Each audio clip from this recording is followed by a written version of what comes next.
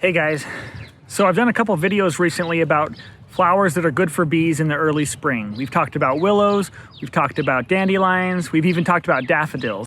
So if you want to see those videos, I'll put links in the description below. But today, I want to talk about Oregon grape. So Oregon grape is this bush that's behind me.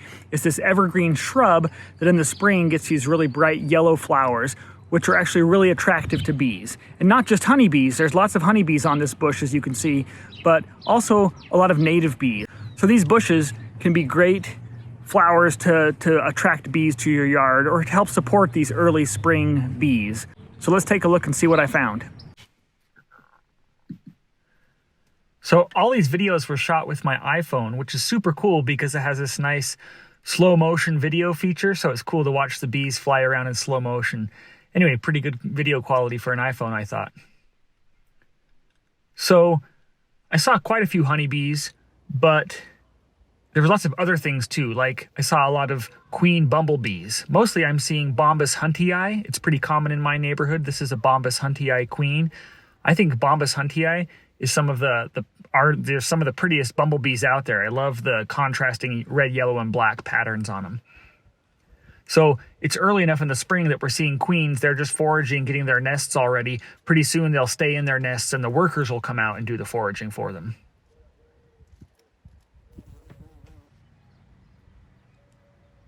So there's other things blooming in my neighborhood. This is my crabapple tree, and I've been watching it and I see honeybees on it, not many other bees. I've seen a couple of halictus sweat bees, but mostly just honeybees. There's also some sweat bees that I've seen on the Oregon grape, like this little dialictus. This is a little sweat bee. There's not very many of them though, surprisingly. The Oregon grape seems to attract the larger bees.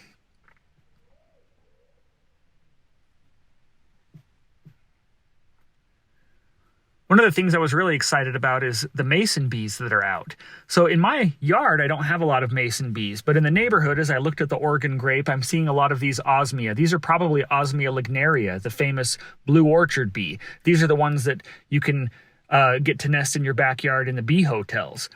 Again, it's really fun to watch them flying in slow motion with this iPhone video. So these are about the size of a honeybee, a little bit smaller. I also saw an interesting observation of a honeybee kind of chasing off a blue orchard bee from a flower. So another cool thing about Oregon grape is that the inner bark can actually be used as a dye. So if you scrape in here, you can see that it's bright yellow underneath the bark. When I was in high school, I actually made a dye out of this by just boiling the inner bark, and I tie-dyed a t-shirt. It kind of came out kind of a yellowish tan color. Not super bright, but still pretty interesting. Good bee plant and an interesting dye plant. Also in the fall, the berries are edible. They're pretty tart, but you can eat them. So there you have it. Oregon grape is good for bees.